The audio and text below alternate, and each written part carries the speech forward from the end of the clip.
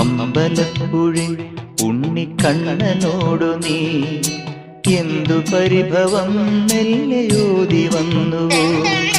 കൽവിളക്കുകൾ പാതി മിന്നി നിൽക്കവേ എന്തു നൽകുവാൻ എന്നെ കാത്തു നിന്നു നീ?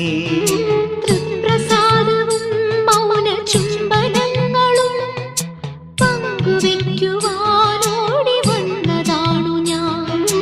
രാഗചന്ദനം നിന്റെ നെറ്റിയിൽ തൊടാ ഗോപകന്യയായോടി വന്നതാണു ഞാൻ. അമ്പലപ്പുഴി ഉണ്ണിക്കണ്ണനോടു നീ എന്തു പരിഭവം മെല്ലയോതി വന്നു?